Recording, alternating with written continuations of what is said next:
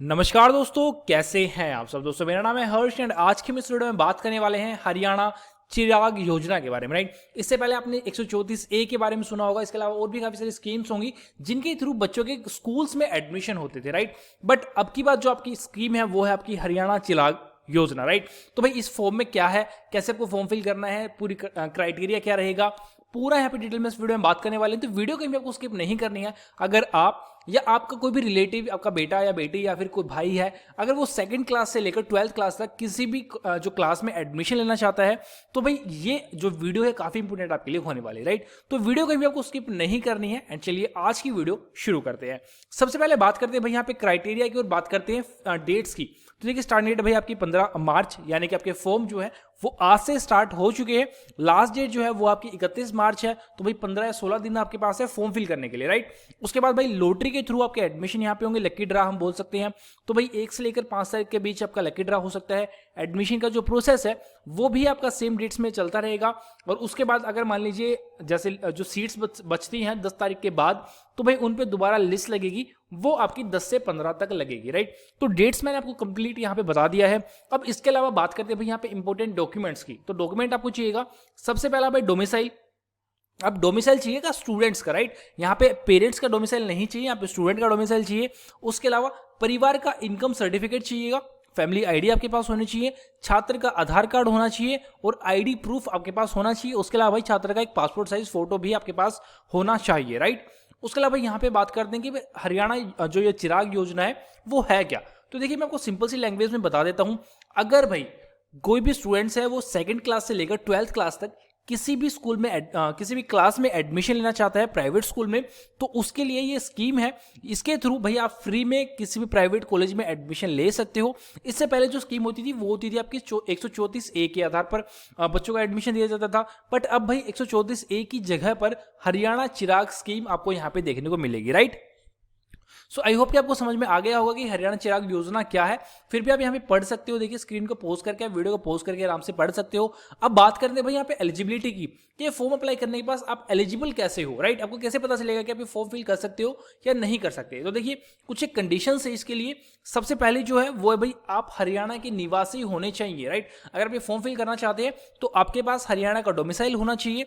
उसके अलावा भाई आपकी जो एनुअल इनकम है, 1 साल की इनकम, चाहे वो आपकी एग्रीकल्चर से है, चाहे वो आपकी जॉब से है, चाहे फिर भाई आपकी पेंशन वगैरह, कोई भी आपकी किसी भी तरह से अगर आपकी इनकम है, तो जो इनकम है वो आपकी 1,80,000 से ज्यादा नहीं होनी चाहिए। राइट, अगर भाई आपकी 1,80,000 से ज्यादा इनकम है तो आप इस फॉर्म के लिए एलिजिबल नहीं हो। थर्ड जो पॉइंट है वो है भाई आपका ऐसे छात्र जिन्होंने अपनी शिक्षा सरकारी स्कूल से ग्रहण की है, सिर्फ उन्हीं छात्रों को इस योजना का लाभ दिया जाएगा।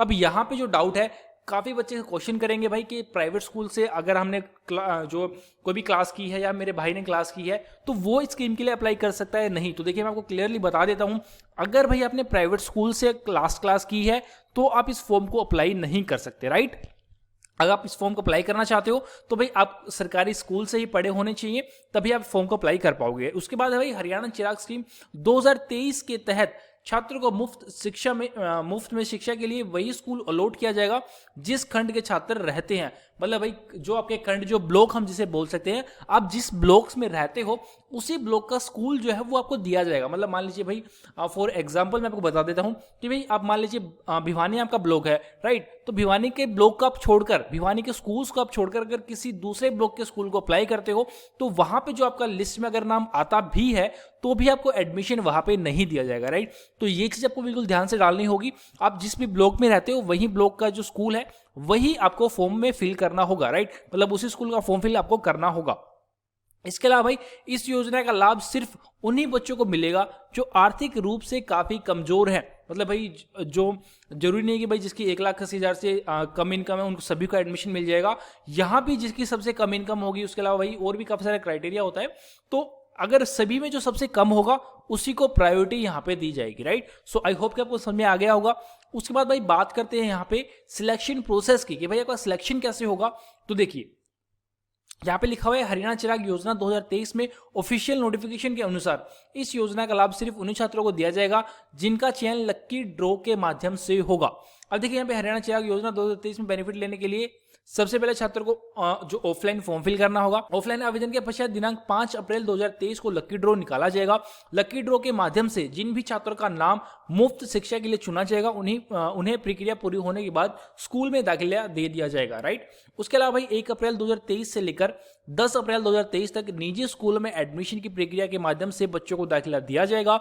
हरियाणा चिराग योजना 2023 के तहत पहले चरण में चुने गए छात्रों में से यदि कुछ छात्र अपना दाखिला नहीं करवाते हैं, मतलब भाई मान लीजिए किसी का लिस्ट में नाम आ गया बट वो एडमिशन नहीं लेता है, तो वहां पे जो उसकी सीट है वो खाली हो जाएगी, है ना। तो इस कंडीशन में भाई क्या होगा, और सीटें खाली रह जाती हैं तो हरियाणा सरकार के द्वारा सीटों की सूची, दूसरी सूची जो है वो जारी की जाएगी। मतलब भाई जो सीटें खाली रह जाएंगी 10 तारीख तक, उसके बाद दोबारा से जो लिस्ट लगेगी एंड उस लिस्ट में जो बच्चे रह गए हैं उनको एडमिशन दे दिया जाएगा, राइट। बट यहाँ भी सभी बच्चों को नहीं दिया जाएगा, जो भाई उनके बाद जिनका नंबर मतलब आना होगा उनको यहाँ पे नंबर जो सीट है वो दी जाएगी, एडमिशन जो है वो दिया जाएगा, राइट। उसके अलावा 10 अप्रैल से लेकर 15 अप्रैल तक दूसरे चरण में एडमिशन जो प्रक्रिया है उसको पूरा किया जाएगा। सो आई होप कि आपको समझ में आ गया होगा। वीडियो को आप आराम से पॉज करके यहाँ भी पढ़ सकते हो। अब भाई मैं आपको बताता हूं फॉर्म आपको कहां से मिलेगा, कैसे डाउनलोड करना है एंड उसके बाद उसको फिल आपको कैसे करना है, राइट। तो उसके लिए भाई आपको क्या करना होगा, मैं नोटिफिकेशन आप देखिए, आप साइट पे जाके देख सकते हो, सरकारी रिजल्ट पे, सरकारी नेटवर्क पे। उसके अलावा भाई जो फॉर्म का लिंक है वो हमको डिस्क्रिप्शन में भी दे दूंगा, वहां से जाके डायरेक्टली आप डाउनलोड कर सकते हो, राइट। अब देखिए भाई यहाँ पे लिंक है गेट ऑफलाइन फॉर्म का, यहाँ पे आपको क्लिक है पर क्लिक करना है एंड जैसे आप क्लिक करोगे तो आपके सामने एक फॉर्म आ जाएगा, राइट। आपको फॉर्म यहाँ पे दिख रहा होगा। और फॉर्म आपको कैसे फिल करना है, कौन सी डिटेल कहाँ पे फिल करनी है, वो चीज आप यहाँ पे समझ लीजिए। सबसे पहले भाई यहाँ पे आपको फोटो जो है वो यहाँ पे आपको चिपकानी होगी, राइट। एक पासपोर्ट साइज फोटो यहाँ पे चिपकानी है आपको। उसके बाद जो एडमिशन का नंबर है वो आपको यहाँ पे ब्लैंक छोड़ देना है, ये आपके लिए नहीं है। उसके बाद स्टूडेंट का SRN नंबर जो कि आपको स्कूल से मिल जाएगा। उसके बाद भाई टू द प्रिंसिपल हेडमास्टर, जिस स्कूल में आपको एडमिशन के लिए अप्लाई करना है वो यहाँ पे आपको लिखना होगा। उसके बाद देखिए यहाँ पे लिखा हुआ है I request you to admit my son daughter and ward 2, जिस क्लास में आपको एडमिशन दिलवाना है वो क्लास यहाँ पे आपको लिखनी होगी, राइट। उसके बाद नीचे आते हैं। अब देखिए भाई यहाँ पे लिखा हुआ है name of the student in full in block letter. भाई आपका जो नाम है, जो आपके स्टूडेंट जो भी मतलब कैंडिडेट जो एडमिशन लेना चाहते हैं उसका जो नाम है वो आपको यहाँ पे लिखना होगा। फर्स्ट नेम यहाँ पे, मिडिल अगर कुछ है तो यहाँ पे, अदरवाइज लास्ट नेम आपको यहाँ पे डाल देना, राइट, क्लियर। उसके बाद यहाँ पे नेम ऑफ फादर, यानी भाई आपके फादर का नाम आपको यहाँ पे डालना होगा।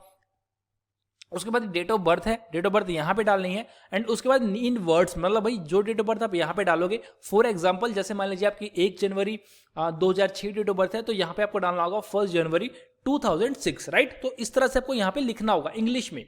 उसके बाद भाई यहाँ पे स्टूडेंट एंड पेरेंट्स का रेजिडेंस एड्रेस आपको डालना होगा। अब एड्रेस प्रूफ क्या होगा, जैसे मान लीजिए आपके आधार कार्ड में कंप्लीट एड्रेस होता है तो आधार कार्ड में जो एड्रेस होगा वो आपको यहाँ पे लिखना होगा एंड आधार कार्ड की जो फोटोकॉपी है वो आपको इस फॉर्म के साथ अटैच करनी होगी, राइट। देखिए यहाँ पे लिखा हुआ है student parents residential address with address proof, right. तो भाई आपको यहाँ पे एड्रेस लिखना है और उसके आधार कार्ड या जो भी आप एड्रेस लगाओगे उसकी कॉपी आपको इसके साथ अटैच करनी होगी, राइट। उसके बाद यहाँ पे भाई आपको आधार कार्ड का नंबर डालना है या फिर आप फैमिली आईडी का नंबर भी डाल सकते हो। ब्लड ग्रुप यहाँ पे दिख रहा होगा, ये जरूरी नहीं है, आप इसको छोड़ भी सकते हो, राइट।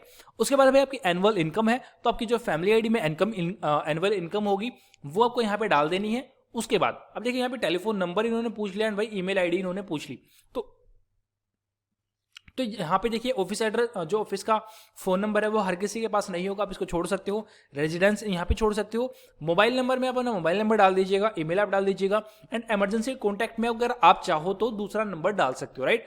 अगर आपके पास है तो भाई EW सर्टिफिकेट आप यहाँ पे यस पर क्लिक करके वो आप इसके साथ अटैच कर सकते हो, राइट। उसके बाद यहाँ पे 9th जो कॉलम है यहाँ पे लिखा हुआ भाई name of the college, name of the government school with address in which student studying presently, मतलब भाई करंट में आप जिस स्कूल में पढ़ रहे हो उस स्कूल का एड्रेस और नाम आपको इस ब्लॉक में डालना है एंड उसके बाद जिस स्कूल में आप जा रहे हो वो स्कूल किस ब्लॉक में है वो ब्लॉक आपको यहाँ पे लिखना होगा, राइट। यहाँ पे देखिए लिखा हुआ है name of the block of government school in which student studying presently, तो भाई करंट में जो स्टूडेंट जो है वो जिस ब्लॉक के स्कूल में पढ़ रहा है उस ब्लॉक का नाम आपको यहाँ पे लिखना होगा, राइट।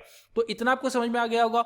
उसके बाद देखिए भाई यहाँ पे डिक्लेरेशन में आपको क्या लिखना होगा, I hear bye declare that the information given about my son daughter ward, name of the student, जो चाइल्ड का नाम आपको यहाँ पे लिखना है, ठीक है। उसके बाद furnished bye me is true and correct. तो भाई मैंने मतलब जितनी भी डिटेल्स हमने इस फॉर्म में फिल की है सभी सही है। उसके बाद यहाँ पे आपको अपनी डेट लिख देनी है, यहाँ पे आपको सिग्नेचर कर देना है, पेरेंट्स के सिग्नेचर, गार्जियन के सिग्नेचर यहाँ पे लिखा हुआ है, नाम आपको यहाँ पे लिख देना है एंड बस इतना फॉर्म आपको फिल करना है। नीचे का कोई भी डिटेल्स आपको यहाँ पे फिल नहीं करनी है।